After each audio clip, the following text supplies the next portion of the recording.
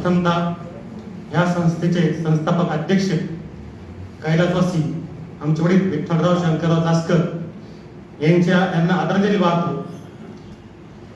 सुधांगा ग्रामीण विकसित सहकारी पतसंस्था मला दाखवले हे आपल्या संस्थेच्या 34व्या वार्षिक सर्वसाधारण सभेसाठी उपस्थित असलेले, मी बऱ्याच वर्ष नाव लिहितोय, एक एक एक एक लिहित पान भरलं पण माणसं काय पूर्ण संपले नाही अजून.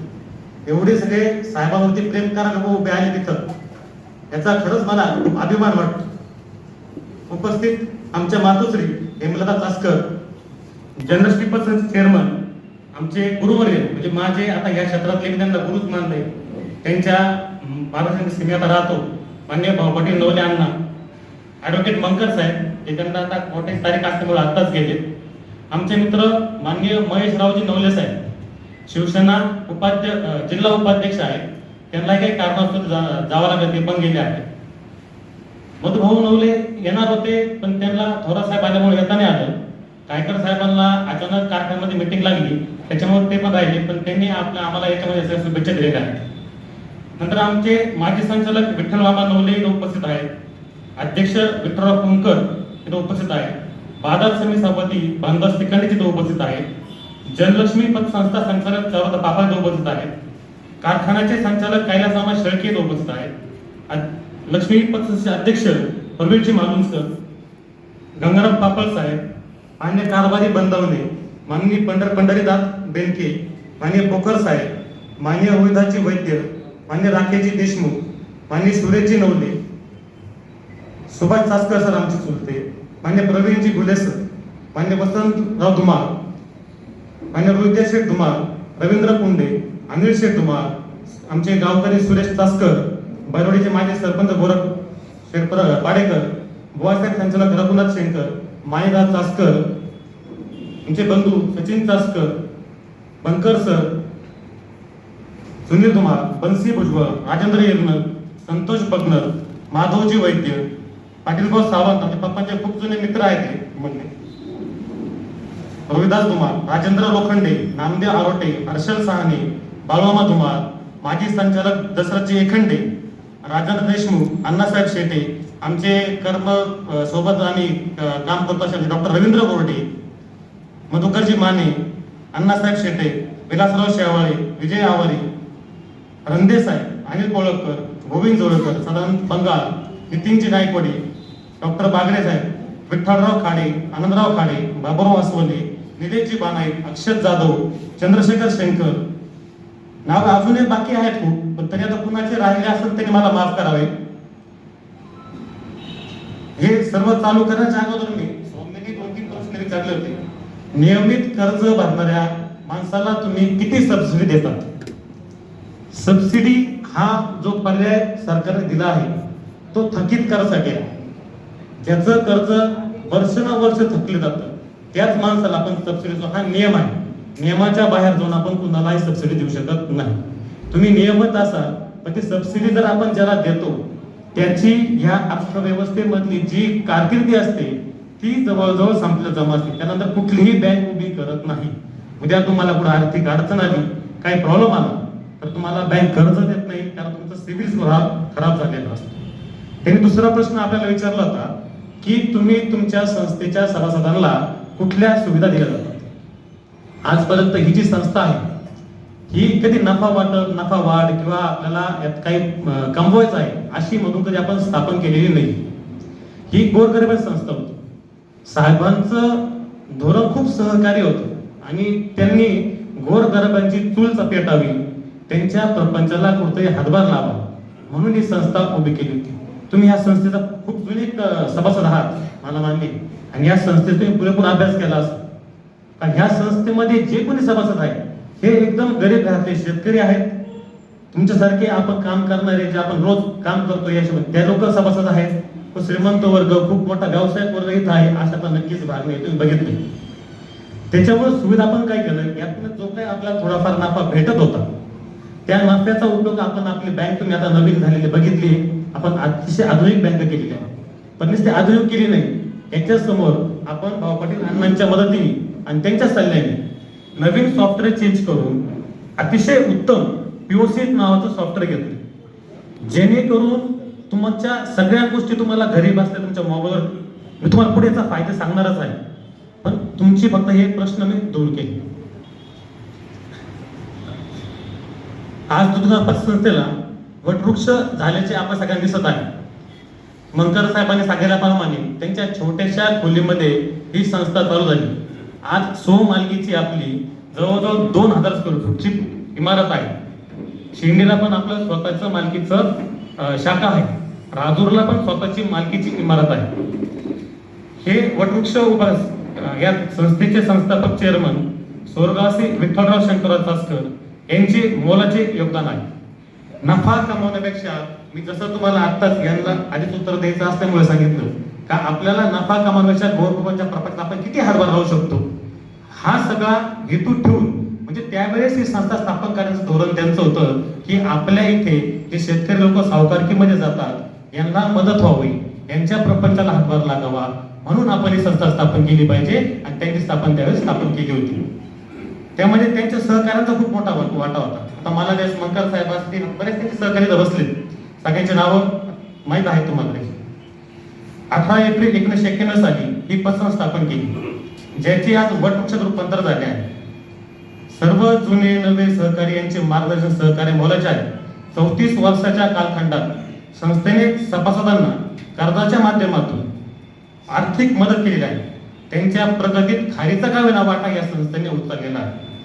तसेच ज्यांनी आपल्या कष्टाचा पैसा बँकेत ठेवला त्यांची बचत ठेव सन्मान्य ठेवणारास मागेल त्यावेळेस परत केलेली आहे आणि ह्यापुढेही ठेवीदारांची ठेव व्याजासह जसं अण्णांनी सांगितलं 1 पै मंकर साहेब म्हटले तुमची कुणाची असुरक्षित नाही आणि मागेल तेव्हा तुम्हाला परत करण्यास आम्ही बातील असू, हा तुम्हाला मी आमच्या सर्व संचालकांमार्फत बँकेतर्फे विश्वास देतो. स्वर्गवासी विठ्ठल चासकर साहेब यांच्या संकल्पातून नंतर पुढे आपण पतसंस्थेचं नूतनीकरण केलं ते तुम्ही सर्वांनी बघितले. आपण कॉर्पोरेट टाईप आता बँक बनवलेली आहे. तसेच न त्या याच्यावर न थांबता नूतनीकरण केल्यानंतर आपल्याला या स्पर्धेत टिकायचं असेल तर आधुनिकतेची आपल्याला पूर्ण गरज होती. ही आधुनिकतेची कास धरण्यासाठी मला गर्व वाटत सांगायला भाऊ पटेल अण्णांच्या माध्यमातून आम्ही त्यांच्याकडे जे सॉफ्टवेअर होतं पीओसीचं ते सॉफ्टवेअर आपल्याकडे लागू केलं. ते लागू केल्यानंतर आज सर्व कामकाज हा ऑनलाईन कोर बँकिंगने केला जातो. आपल्या खात्याच्या ठेवीचे कर्जाची तुमची पावती आपल्याकडे असेल, त्याची रिन्युएशनची डेट असू द्या, जे काय असेल तुम्हाला SMS द्वारे त्वरित कळवण्यात येते किंवा आपोआप तुमची डेट आली की तुम्हाला ती कळली जाते. RTGS NEFT आपण आपल्या इथं डायरेक्ट चालू केलेला आहे. पूर्वी आपण ADCC बँकेच्या किंवा इतर बँकेच्या मदतीने RTGS NEFT करत होतो, पण आज आपण RTGS NEFT आपल्या बँकेतनं विना मोबदला कुठलंही कमिशन न घेता ही सुविधा आपल्या सर्व सभासदांना चालू केलेली आहे. ह्या सगळ्या नवीन सुविधा आपण आपल्या ग्राहकांना उपलब्ध करू. आपल्या स्वतःचे मोबाईल ऍप लॉन्च केले आहे. बऱ्याचशा लोकांनी अजून ते मोबाईल ऍप डाउनलोड केलेले नाहीये, तर आपल्या जवळच्या शाखेत जाऊन आपण ते mobile app Doodhganga mobile app नावे डाउनलोड केले. जसं आपल्याकडे फोन पे असतो जो वापरून आपले सगळे व्यवहार आपण आपल्या घरीच करतो बसल्या बसल्या, असं ऍप सुद्धा आपल्या बँकेने डाउनलोड केले लॉन्च केलेलं आहे.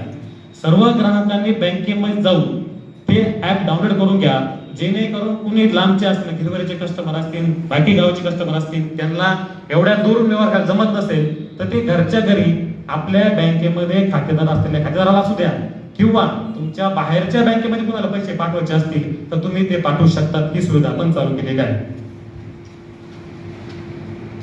आता इथून पुढचं धोरण, जसं आपण पूर्वी धोरण साहेबांचं धोरण होतं का आपले गोरगरिबांना हात लागला पाहिजे, आपल्याला नफा वाटप नाही तर आपल्या गरिबांच्या प्रपंचाला आपला हातभार लागला पाहिजे. आता नवीन धोरण आपण असं करतोय, नुसत्याच ठेवी, जसं अण्णा म्हणतात ठेवी घेणं म्हणजे तो एक एक काटा आपल्या मुकुटात टोचून घेण्यासारखं. आपण तसं न करता आपण असं करतो, जेवढा जास्त ग्राहक तुमच्या बँकेत येईल तेवढाही जास्त व्यवहार तुमच्या बँकेत होतील. जेवढी जास्त व्यवहार होतील तेवढी जास्त प्रगती बँकेची होईल आणि तेवढीच सुरक्षित बँक राहील. हे धोरण आता आपण ग्राहकासाठी लागू केले आणि ते धोरण लागू करण्यासाठी आपण आपल्या बँकेत नुसतेच आता मोबाईल ऍप, इंटरनेट बँकिंग हे सगळं सोडून आपण आपले ते वाजवी दरात लॉकर सुविधा उपलब्ध करून दिलेल्या आहेत. त्याच्या लॉकर सुविधा आतापर्यंत कुठे आहेत? ADCC बँकेत आहे, अण्णांच्या जलशी बँकेत आहे, आणि त्यांच्या आज या मार्क्सने आपण आपल्या इथे सुद्धा सुरुवात केलेली आहे.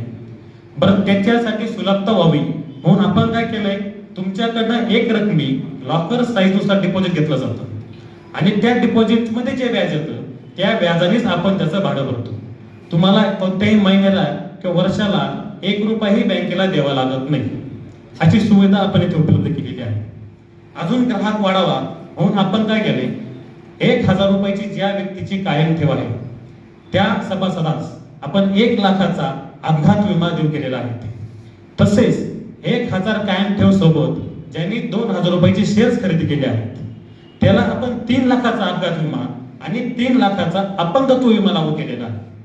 याच्यामध्ये तुम्हाला जसं आपण लॉकरसाठी तुम्हाला 1 रुपयाही भरावा लागत नाही, तसाच इथे सुद्धा तुम्हाला परत पैसे भरण्याची गरज नाही. एक रकमी 3,000 भरा किंवा एक रकमी 1,000 भरा, ह्या सुविधा तुम्हाला चालू होतील. त्या माध्यमातून तुमचे पैसे तुमच्या खात्यात सुरक्षित तुमच्याच नावावर राहतात आणि हे सर्व ते पैसे तुमच्या खात्यावर असून सुद्धा तुम्हाला तुमच्या जीवनाची, तुमच्या परिवाराची सुरक्षा लाभते. हा सगळ्यात महत्वाचा आहे. उद्या आपल्याला काय झालं तर आपल्या मागे भविष्यात आपण तर LIC पॉलिसी काढतो, टर्म इन्शुरन्स काढतो, भरपूर सुविधा आहेत त्याच्यामध्ये, पण दर महिन्याला तुम्हाला पैसे भरावे लागतात, वर्षाला भरावे लागतात, 6 महिन्याला भरावे लागतात. तसं न करता आपण उलट सुविधा कशी केली, तुम्ही 1 रकमी पैसे आमच्याकडे द्या, आम्ही तुम्हाला त्याच्यानंतर जोपर्यंत ती ठेव तुमच्या नावावर आहे हा विमा तोपर्यंत तुम्हाला लागू असेल. याचा बँकेला फायदा असतो, आमची कासा ठेव वाढते, बँक अजून प्रगती करते आणि तुमचा फायदा हे तुमच्या परिवाराच्या आणि जीवनाची सुरक्षा होते. आता हे सर्व केल्यानंतर आम्हाला हे चालू करून आता मला वाटतं हे मार्च गेल्यानंतर आपण हे सगळं चालू केलंय. ह्या मार्च नंतर याचे परिणाम आम्हाला दिसून आले. हे आधुनिकीकरणानंतर, नूतनीकरण केल्यानंतर, या सुविधा दिल्यानंतर याचे परिणाम असे आहे, थकबाकीचं प्रमाण आज आपलं 4% कमी झालं. 6 महिन्यामध्ये म्हणजे आपला ऑन ॲव्हरेज रेशिओ जो होता ठेवी वाढीचा हा वर्षाला साधारणतः 3 ते 4 कोटीच्या आसपास होता. आज 6 महिन्यामध्ये 5 कोटीने ठेवी वाढून 55 कोटीचा आकडा ठेवीने पार केलेला आहे. तरलता जी आपली पूर्वी 18% होती ती तरलता आज आपली 22% झाली आहे. उलाढाल 23-24 साली आपली उडाला 295 कोटी होती. आज 6 महिने झाले. आज 6 महिन्यामध्येच आपल्या संस्थेने उलाढाल ही 180 कोटीच्या प्लस झाली. त्या हेतून जर बघितलं तर वर्षभरामध्ये आपण 400 कोटीच्या पुढे उलाढाल पूर्ण करतोय. सोने तारण कर्ज हे साधारणतः 1 वर्षामध्ये 1 कोटीने प्लस झाले. आपण ज्यावेळेस काम चालू केलं होतं त्यावेळेस आपलं सोने तारण 2.5 कोटी होतं. भाऊ पाटलांच्या म्हणजे अण्णांच्या दूरदृष्टीने या तालुक्यामध्ये सोने तारणाचं महत्व कळलं. सोने तारण हे सिक्युर्ड लोन, तुमची वस्तू आमच्याकडे, आमचा पैसा तुमच्याकडे, आमचा म्हणण्यापेक्षा ग्राहकांचा तो तुमच्याकडे. उद्या थकला तर ते आपण त्याचे लिलाव वगैरे करून ते पैसे बुडत नाही. त्यांनी आम्हाला सांगितल्यापासून आपण लक्ष घातलं त्यावेळेस आपलं सोने तारण फक्त 1.5 ते 1.5 कोटी रुपये होतं. आज ते सोने तारण गेल्या 2 वर्षामध्ये 6.5 कोटीचा आकडा आपण पार केलेला आहे. होडी जी होती आपली गेल्या हे नूतनीकरण वगैरे अस्कर साहेब असताना त्याच्या आधी 4.5 कोटीच्या आसपास आपण होडी वापरत होतो. आज तो होडी 1 कोटीवर आलेला आहे. गुंतवणूक जी आपली त्यापूर्वी 9 कोटी दिसती आज ती 12-13 कोटीपर्यंत गेलेली आहे. हा सर्व परिणाम आम्हाला कधी दिसला, आपण जसं आपण म्हणतो आपण खर्च नाही केला पाहिजे, पण तुम्हाला जर या स्पर्धेत टिकायचं असेल तर पूर्वीची कशी पोस्ट बँक होती, टेबल इथपर्यंत असायचा, तिकडून कोण बसलंय माहित नाही आणि इकडनं कोण बसलं माहित नाही. पण बँक ही सुविधा केंद्र आहे, हे सेवा म्हणजे सर्व्हिस इंडस्ट्री आहे. तर समोर सेवा देतोय कोण माहित नाही आणि सेवा घेतोय कोण हे सुद्धा आपल्याला माहित नाही, तर सेवा तुम्हाला पूरक कशी वाटेल? माणूस कधी सगळं समाधान होत नव्हतं. म्हणून आपण काय केलं, ती काउंटर सिस्टीम चेंज करून ती खाली घेतली का समोरचा ग्राहक आणि आपला कर्मचारी यांची समोरासमोर नजरानजर झाली पाहिजे. तुम्ही कुणाशी बोलताय, कर्मचारी कुणाशी बोलतोय, तुम्हाला सुविधा कशी भेटते हे सगळं जाणवलं पाहिजे. तुम्हाला मनापासून तुमच्या पूर्ण मोकळ्या शंका विचारल्या आल्या पाहिजे. म्हणून आपण या सगळ्या आधुनिकरण वळवलो आणि आज ती बँक आपण पूर्णपणे बनवतो. अशाच प्रकारे आता जशी आपली ऍप तयार होईल त्याचप्रमाणे अजून आपले एक शाखा ज्या आहेत ह्या त्याप्रमाणे आधुनिकतेला कास धरणार आहोत. वसुली करताना कर्जदारांच्या आर्थिक कुवतीचा विचार करता कर्ज व्याजात सूट देणे गरजेचे पडते. पण थकीत कर्ज असेल, एनपीएत घेत असेल, एनपीएत कर्ज आपलं साधारणतः 56 महिन्यानंतर हे 3 महिने नोटीस चालू होती, पण पूर्ण तसं पाहिलं डिफॉल्टर 3 म्हणजे शेवटच्या स्टेजला जायला त्याला 56 महिने लागतात. आणि नक्कीच तुम्ही एवढे चांगले ग्राहक आहात आमचे, मला वाटत नाही तुम्ही थकला असेल का काय झालं असेल. मग ज्यांचं थकलं, ज्यांची ऐपत नसते, कोणी वारलेला असतं, ज्यांची जमीन गेली असते, ह्या लोकांसाठी ती एनपीएफ तरतूद असते. आणि ज्यावेळेस आपण ते रिपीट देतो, त्या रिपीटने 100% आपल्या संस्थेचा तोटाच होतो, यात फायदा नक्कीच होतो. कारण ते येणे व्याज असतं, आपण येणे म्हणून टाकतो. समजा भविष्यात जसं बाबा अण्णांनी सांगितलं का एक सिंगल अधिकारी आज या बँकेवर नेमला जाईल, तो तुमचं ऑडिट करेल आणि त्याला ज्यावेळेस वाटेल तो आपण ह्या माणसाला आपण एवढी सूट दिली, ती प्लस कमी जास्त असेल तर त्याची पुन्हा रिकव्हरी निघू शकते. हे सुद्धा बँकेच्या हातामध्ये असतं. जर वाटलं कधी आपल्याला की खूप जास्त म्हणजे अधिकाऱ्याने सांगितलं सूट आहे, तर आपण त्याला पत्र पाठवून तो बोजा त्याच्या खात्यावरती पुन्हा चढवू शकतो. हे अधिकार बँकेकडे राखून रिपीट दिले जातात. म्हणजे आपण रिपीट दिलं तो मोकळा झाला असं कधीच नसतं, ते राखून रिपीट दिले जातात. का उद्या अडचणीत जर कधी बँक आलीच, काही गोष्टी घडल्या, तुम्हाला तसं आश्वासन दिलंय आपल्या बँकेत असायची आपली प्रगती मी तुम्हाला वजून दाखवली का आपण 6 महिन्यात 20% प्रगती केली. अण्णा म्हटलं 10% करायची, पण आपण 20% प्रगती केली. अशी तर प्रगती चालू राहील. पण कधी आली अडचण तर हे जे कर्जदार ज्यांना आपण रिपीट देतो यांच्या परत यांच्या याच्यावरती बोजा टाकून आपण ती वसुली करू शकतो. तेव्हा मला सर्व कर्जदारांना आव्हान असेल का तुम्ही ज्यांनी कोणी कर्ज घेतलं असेल त्यांनी बँकेने तुमच्यावरती अतिताई कारवाई, एखादी कडक कारवाई करावी, 101 करावं, ती जप्ती करावी. तो त्रास नुसता तुमच्या कर्जदारालाच नाहीये, बँकेच्या कर्मचाऱ्यांना, बँकेच्या ठेवीदारांना खूप याचा खूप त्रास आहे. तर मी सगळ्यांना आवाहन करतो कर्जदारांना का कृपया तुम्ही सर्वांनी नियमित कर्ज भरणा करून बँकेला सुसित लवकर आपण जास्त प्रगती करू यासाठी हातभार लावा. आज झालेल्या सभेच्या सर्वांनी दिलेल्या सूचना मी नवीनच आहे, नक्की त्याच्यामध्ये थोडाफार अभ्यास मी अण्णांबरोबर राहून, आमचे मार्गदर्शक गुरु त्यांच्यावर काय काका साहेबांबरोबर राहून, आपले सर्व ज्येष्ठ पप्पांचे सहकारी मित्रमंडळी आहेत यांची नेहमी विचारपूस करून यांच्याकडे मला काय वाटलं तर मी विचारतो का याच्यामध्ये काय शिकता येईल, काय नवीन मला बघता येईल. या सर्वांच्या सहकार्याने आज मला इथं पप्पा म्हणजे साहेबांच्या याच्यामुळे उभं राहण्याची संधी भेटली. त्यांनी ज्या मला सूचना केल्या असतील आज त्या सर्व सूचनांचा अभ्यास करून विचार करून आम्ही पालन करू असं मी तुम्हा सर्वांना इथे देतो. तालुक्याचे भाग्य विद्यार्थी मान्य श्री मधुकरराव पिचड साहेब, मान्य श्री आमदार डॉक्टर किरणजी लहानते साहेब, मान्य महसूल मंत्री आमदार बाळासाहेब थोरात साहेब, आपले खासदार साहेब भाऊसाहेब वागचौरे साहेब, माननीय आमदार सुधीरजी तांबे साहेब, माजी आमदार वैभवराव पिचड साहेब, कारखान्याचे चेअरमन मान्य सीतारामजी गायकर साहेब, आमचे मित्र मान्य अमितजी भागरे साहेब, सर्व हितचिंतकांनी नेहमी पाठीशी राहून मोलाचे सहकार्य आम्हाला केलेले आहे. त्यामुळे संस्थेची बळकटी मिळाली असेल मी नम्रपणे सांगतो.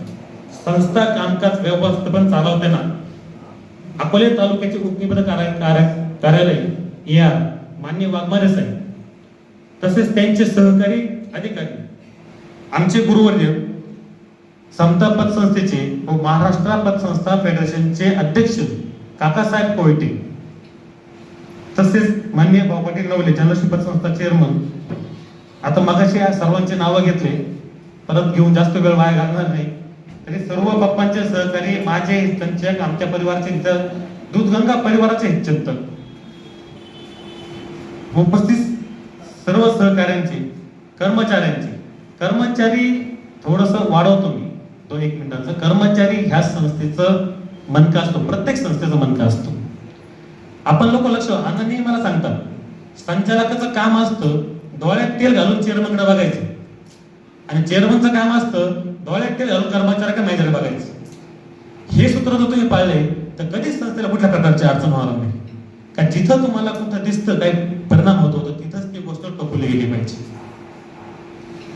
या सर्वांच्या आशीर्वादाने व संचालक कर्मचारी आणि तुमच्या विश्वासाने व सहकार्याने लवकरच आपण हे सर्व धोरणं अवलंबून दूधगंगा आपला हा परिवार यशाचं शिखर गाठेल असं मी तुम्हाला सर्वांना आश्वासन देतो व थांबतो.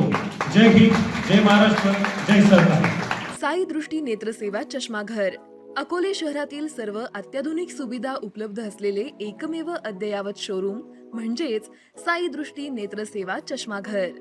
आमच्याकडे Titan, fast track, Puma, Oakley, Velocity, CK, Rayban, ID, Vogue, Police, Stepper, Scott, Carrera, Tommy Hilfiger, Killer, Crizal, Zeiss, Prime, Bronzer, Yash, Bausch and Lomb, Johnson and Johnson, Alcon आदी कंपन्यांच्या फ्रेम्स, सनग्लासेस, लेन्सेस व contact lenses योग्य दरात उपलब्ध.